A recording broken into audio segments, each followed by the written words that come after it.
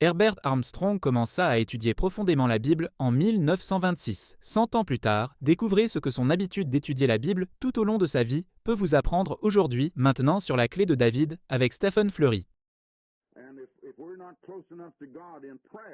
Souvenez-vous que lorsque vous priez, vous parlez à Dieu.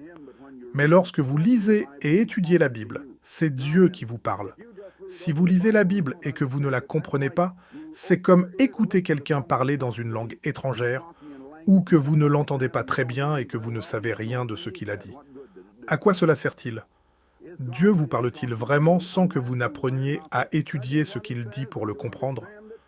Mais je vous dis que la Bible est si profonde et si vaste que même si vous l'étudiez et la comprenez, il vous reste encore tant de choses à apprendre. Vous n'avez aucune idée. Aucun d'entre vous n'a jamais suffisamment étudié la Bible. C'était l'éducateur de la fin du XXe siècle, Herbert W. Armstrong, qui parlait de la relation la plus importante qui soit. Comme il l'écrit dans Le mystère des siècles, c'est la relation entre vous et votre Créateur. Mon père a dit de cette relation qu'elle devait être notre priorité absolue. Bonjour à tous et bienvenue sur la clé de David. Merci d'être avec nous pour l'émission d'aujourd'hui. Aujourd'hui, nous allons parler de cet homme que vous venez d'entendre et de son assiduité à étudier. On va surtout parler de son étude de la parole de Dieu, car une fois que Dieu ouvrit son esprit à la vérité en 1926, il y a 100 ans cette année, il mit tout son cœur à apprendre le mode de vie de Dieu. Tout commença par un défi à 2 volets. À la fin de l'été et au début de l'automne 1926, tout d'abord, la femme de Herbert Armstrong le mit au défi sur la question du sabbat du 7e jour.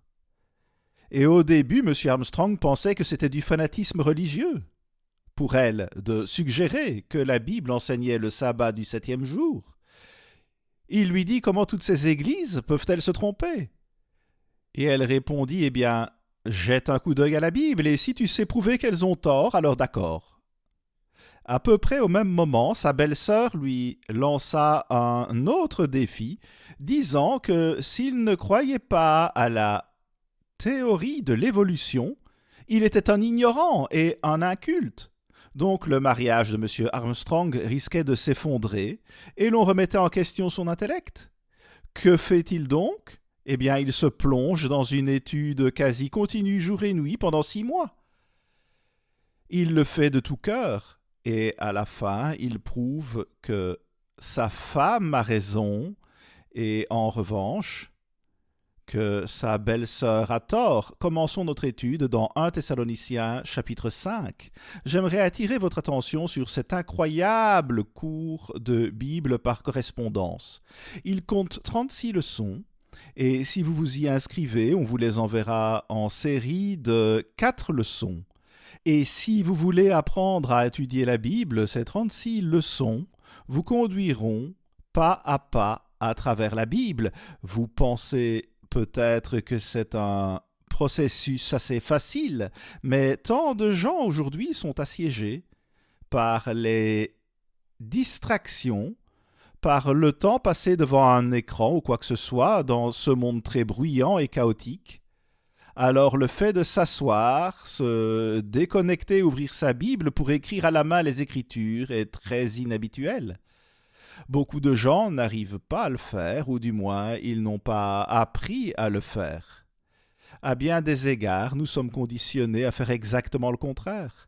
Nous avons l'attention facilement accaparée par n'importe quel bruit ou distraction, et cela empêche de se consacrer vraiment aux études. 1 Thessaloniciens 5, verset 17 dit « Priez sans cesse, soyez sans cesse dans la prière, priez avec persévérance », selon un commentaire. Dans Luc 18, verset 1, Jésus prononce une parabole disant qu'il faut toujours prier. Nous ne voulons jamais interrompre notre vie de prière.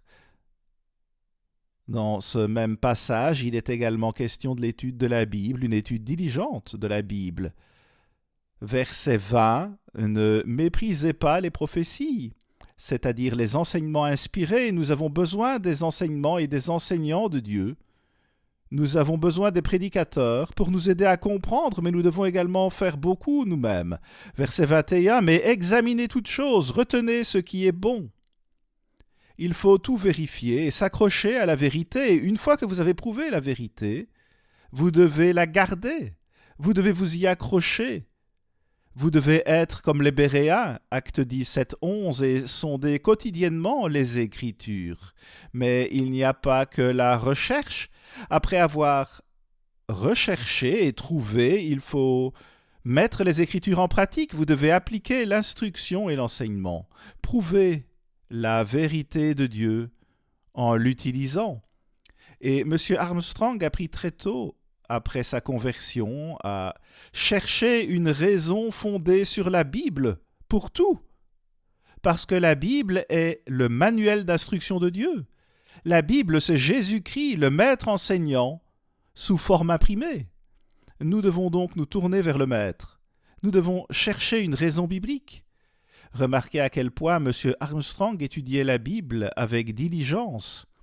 Il déclara « J'avais étudié avec assiduité après avoir quitté le lycée à l'âge de 18 ans et sans interruption jusqu'à cet incident en 1926. » Alors qu'il avait 34 ans, il souligne même dans son autobiographie qu'il étudiait assidûment, mais avant l'automne 1926, il n'étudiait pas la Bible. Pas avant le défi à 2 volets lancé par sa femme et sa belle-sœur. Il écrit « Mais j'entrais maintenant dans un domaine de recherche dans lequel mes études antérieures avaient été minimes. Il n'avait pas beaucoup étudié la Bible, c'est pourquoi il demanda d'abord à sa femme « Comment toutes ces églises peuvent-elles se tromper ?» Ensuite, il se plongea dans la Bible et l'examina pour lui-même.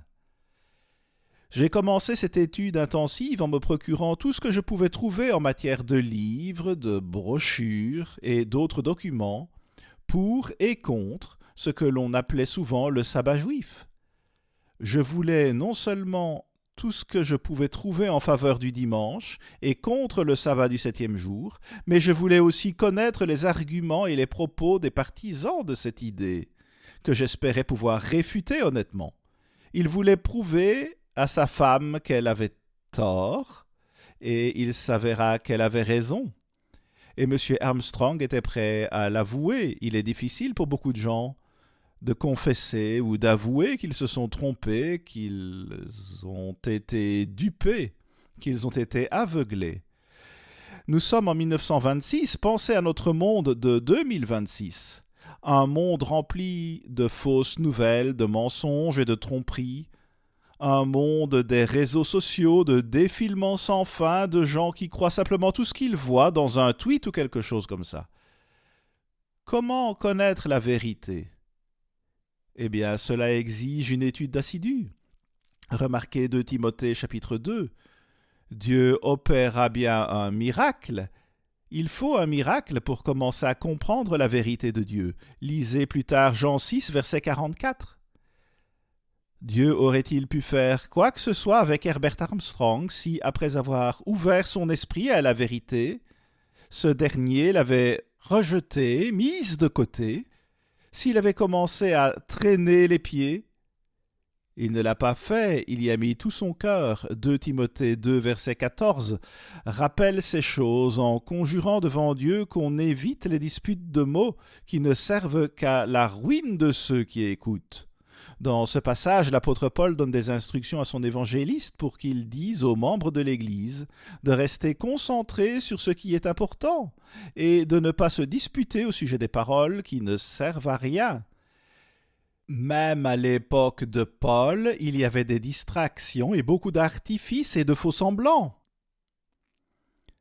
Verset 15, un verset à mémoriser. « Efforce-toi de te présenter devant Dieu comme un homme éprouvé, un ouvrier qui n'a point à rougir, qui dispense droitement la parole de la vérité. Étudiez, c'est un ordre, ce n'est pas une suggestion. » Alors, ce cours de Bible par correspondance de 36 leçons vous aide à suivre un programme quotidien, et ainsi vous prenez le temps d'étudier.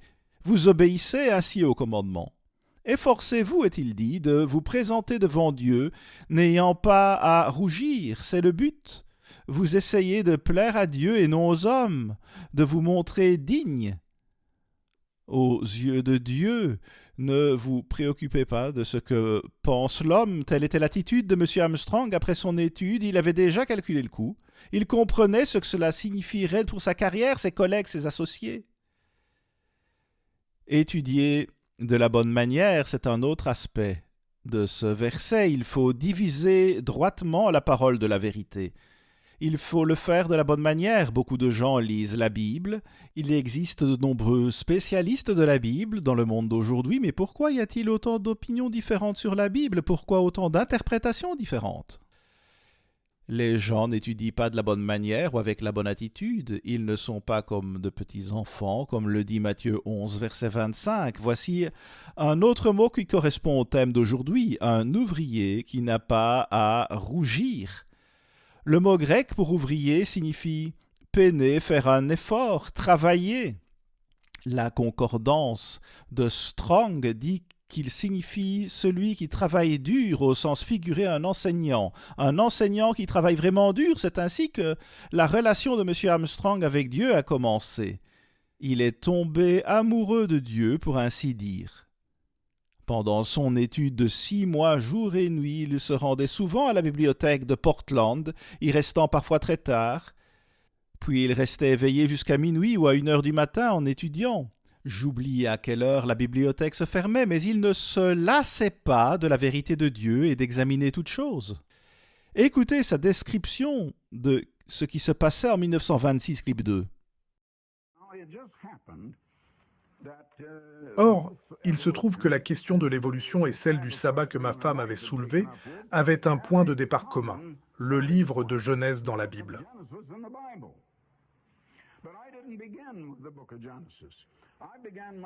Mais je n'ai pas commencé par le livre de Genèse. J'ai commencé mon étude en me procurant les ouvrages de Darwin et le récit de son voyage autour du monde à bord du Beagle et tout le reste.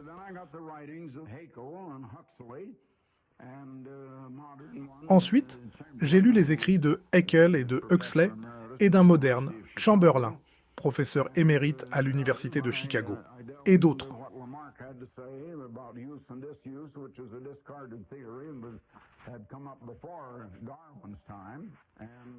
J'ai étudié ce que Lamarck avait à dire sur l'usage et la désuétude, qui est une théorie abandonnée et qui avait été soulevée avant l'époque de Darwin, de Lyell et de tous les vieux évolutionnistes.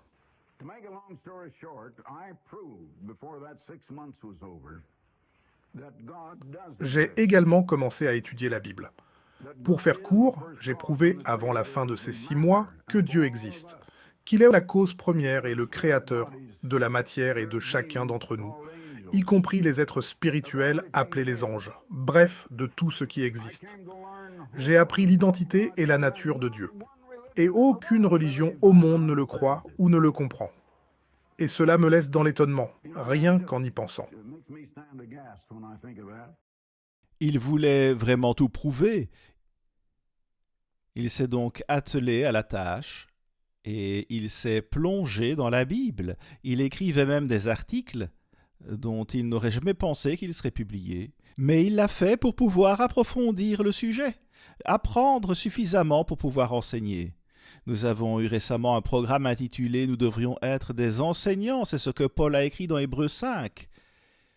Quelle est votre assiduité dans l'étude de la parole de Dieu? L'un des premiers manuscrits qu'il a rédigé sur une machine à écrire à l'époque est ce qui est devenu les Anglo-Saxons selon la prophétie, 300 pages dactylographiées. Et ce livre, dont la première version fut rédigée dans les années 1920, finit par être envoyé à 6 millions de foyers au moment où M. Armstrong acheva son ministère. Il décéda en janvier 1986. Remarquez 2 Timothée 3, verset 15. L'apôtre Paul dit à propos de Timothée, « Dès ton enfance, tu connais les saintes lettres. » Il est possible pour un enfant de connaître les Écritures. Des femmes remarquables l'aidèrent également, sa mère et sa grand-mère. Mais il est possible d'aider votre enfant à connaître la Bible, à apprendre la vérité de la Bible. Remarquez ce qui est dit de la Bible. Toute écriture est inspirée de Dieu et utile.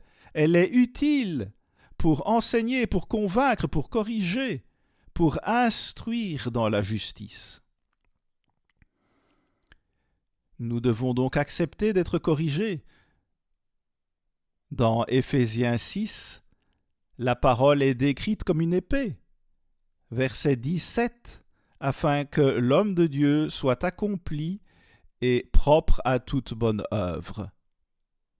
Nous étudions la Bible pour être corrigés, c'est pourquoi nous devons l'étudier avec une attitude humble, une attitude de petit enfant enseignable, en étant prêt à admettre lorsque nous avons tort ou nous nous trompons, en étant prêt à reconnaître que tant d'églises se trompent si elles n'enseignent pas la vérité de la Bible.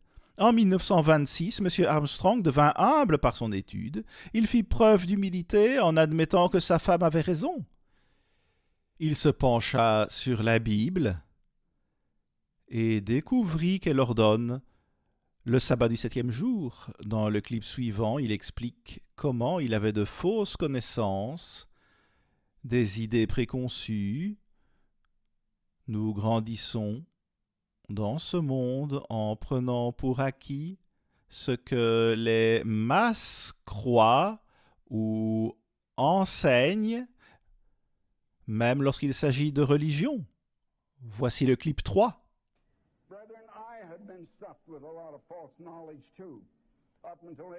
Frères et sœurs, moi aussi j'étais bourré de fausses connaissances jusqu'à l'âge de 34 ans.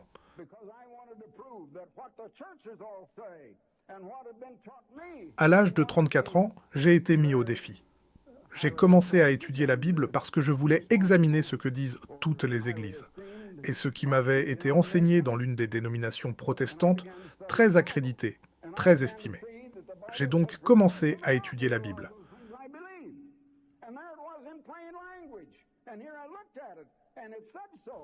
Et j'ai commencé à voir que la Bible disait précisément le contraire de beaucoup de choses que je croyais. Et voilà, c'était très clair. J'ai également pris en compte que la Bible est écrite en langue grecque et en langue hébraïque. Je me suis donc penché sur le grec et l'hébreu, et j'ai trouvé ce que Dieu dit. J'ai continué à étudier et j'ai prouvé qu'il s'agissait de la parole de Dieu. La Bible, c'est Dieu qui nous parle. Il s'agissait d'une étude exhaustive, et ce n'était que le début de cette histoire d'amour spirituel. Les débuts n'ont pas été faciles. Dans son autobiographie, il déclare « Mais ne croyez pas que j'en sois venu rapidement ou facilement à avouer que ma femme avait raison, ou à accepter le sabbat du 7e jour comme la vérité de la Bible. J'ai passé 6 mois à étudier et à faire des recherches pratiquement jour et nuit, 7 jours sur 7, dans le but de découvrir le contraire. » Il n'a pas été facile de changer d'attitude. Accepter cette vérité signifierait, je supposais, que je devais me couper de tous mes anciens amis, connaissances et associés. J'étais venu rencontrer quelques-uns de ceux qui observaient indépendamment le sabbat aux environs de Salem et de la vallée de Willamette, c'est dans l'ouest de l'Oregon. C'est là que l'ère de Philadelphie commença. Nous avons réalisé la semaine dernière un programme sur place et nous avons passé en revue les débuts infimes de l'Église de Dieu dans les années 1920 et 1930. J'ai mentionné Éphésiens 6, vous pouvez également noter Hébreux 4, verset 12, qui dit que la parole de Dieu est vivante et efficace, plus tranchante qu'une épée quelconque à 2 tranchants. Nous reviendrons plus en détail sur le changement d'attitude de M. Armstrong dans un prochain épisode. Cela fait également partie de cette histoire importante. Aujourd'hui, j'aimerais simplement attirer l'attention sur sa volonté d'étudier avec diligence, de rechercher la vérité de Dieu. Comme je l'ai dit, ce cours de Bible par correspondance vous aidera vraiment à vous orienter. Nous avons besoin de conseils. Je viens de vous lire 2 Timothée 3, qui dit que la Bible, toutes les Écritures sont utiles pour la doctrine, la réprimande, l'instruction et la correction. Malachie 2, verset 4, vous saurez alors que je vous ai adressé cet ordre, afin que mon alliance avec Lévi subsiste, dit l'Éternel des armées. » Il est question de cette alliance de Lévi dans le 6e chapitre de ce livre, La vision de la famille de Dieu. Nous n'en avons pas fait la publicité depuis un certain temps, mais si vous voulez creuser certains des versets que nous allons aborder ici vers la fin de l'émission d'aujourd'hui, assurez-vous de consulter notre site internet afin de demander une copie offerte de la vision de la famille de Dieu et d'en apprendre davantage sur cette alliance avec Lévi. Dans le message de Malachie, un autre livre que mon père a rédigé, on peut lire qui est le père spirituel des ministres aujourd'hui. M. Armstrong a dit à plusieurs reprises qu'il était notre père à tous spirituellement, soit directement ou indirectement. Et il cite 1 Corinthiens 4, verset 15, où Paul se réfère à lui-même dans un rôle paternel. Lévi était un père pour le ministère. Herbert Armstrong était comme un père pour ceux d'entre nous qui ont été appelés lors de l'ère de Philadelphie de l'Église de Dieu. Remarquez ce qui est dit à propos de cet homme préfiguré par Lévi qui vivait dans ces temps de la fin. Verset 6, « La loi de la vérité était dans sa bouche, et l'iniquité ne s'est point trouvée sur ses lèvres. Il a marché avec moi dans la paix et dans la droiture. Et il a détourné du mal ou du péché beaucoup d'hommes. » Ensuite, il est dit à propos du ministère, car les lèvres du sacrificateur doivent garder la science, c'est-à-dire la protéger, la conserver, s'y accrocher, retenir ce qui est bon. Et c'est à sa bouche qu'on demande la loi, parce qu'il est un envoyé de l'Éternel des armées. Regardez à quel point Dieu fait l'éloge de ce Lévi du temps de la fin, à savoir Herbert Armstrong. La loi de la vérité était dans sa bouche. Il connaissait la loi. Il l'avait sur le bout de la langue. C'était dans son cœur, c'était dans son esprit. Et vous pouvez comprendre pourquoi quand vous regardez le cours de sa vie dans l'Église de Dieu. Et la façon dont tout a commencé et comment il a abordé son étude de la Bible et comment il a simplement déversé son cœur dans cette relation avec Dieu. Comme il le dit dans le mystère des siècles, c'est la relation la plus importante qui soit.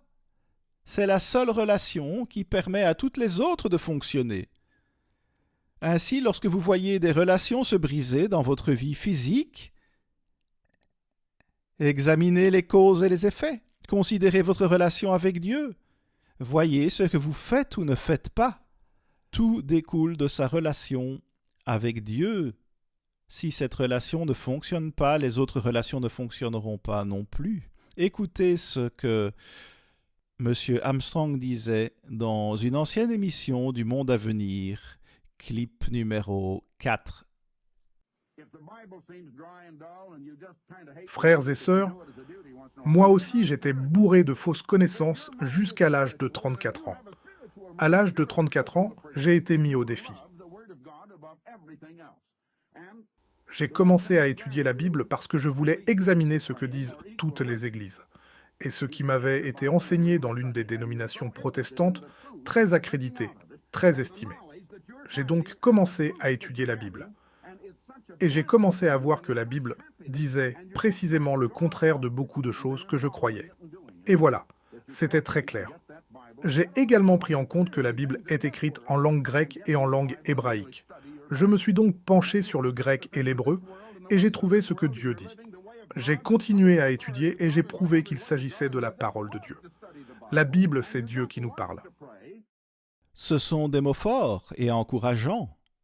Vous voyez dans ce clip un amour pour Dieu et la vérité de Dieu. Il a raison, et ce clip date d'il y a longtemps, probablement des années 1960.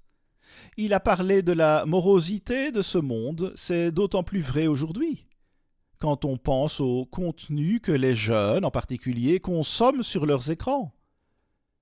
Et les gens répondent qu'ils n'ont pas le temps de lire la Bible ne les intéresse pas. Il a parlé d'intérêt.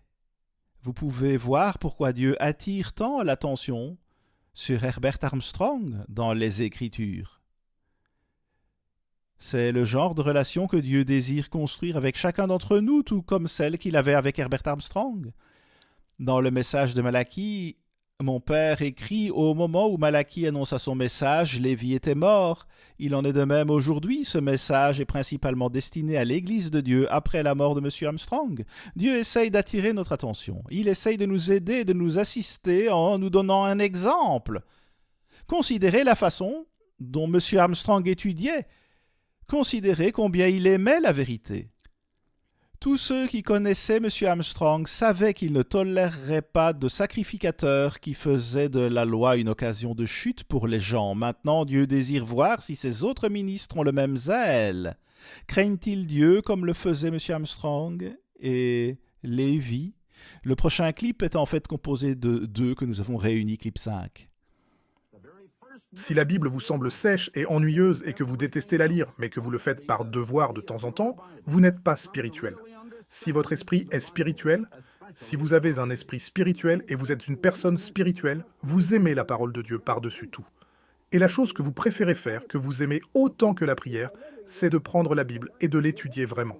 Et vous êtes tellement intéressé par les vérités que vous y trouvez, par la connaissance que vous y trouvez, et par la vérité que vous en retirez. Et c'est une telle bénédiction pour vous, c'est un tel bonheur. Et vous en retirez une telle joie. Et vous finissez par obéir et la mettre en pratique. Ainsi, vous avez hâte d'étudier la Bible et de vous éloigner des choses mornes de ce monde pour aller étudier vraiment la Bible. Et lorsque vous abandonnez les choses de ce monde et les voies de ce monde et que vous vivez à la manière de Dieu, sous l'autorité de Dieu, et par chaque parole de Dieu, vous aimez étudier la Bible et vous aimez prier. Oui, en effet, c'est un commandement, comme je l'ai lu plus tôt dans 2 Timothée 2, verset 15. Étudiez, priez, rapprochez-vous de Dieu. Si vous voulez approfondir cette alliance avec Lévi, assurez-vous de demander un exemplaire gratuit de la vision de la famille de Dieu et inscrivez-vous au cours de Bible du Herbert W. Armstrong College, notre établissement d'enseignement supérieur qui porte le nom d'Herbert Armstrong, l'exemple que nous avons étudié aujourd'hui. Si vous ne suivez pas actuellement le cours de Bible par correspondance, inscrivez-vous.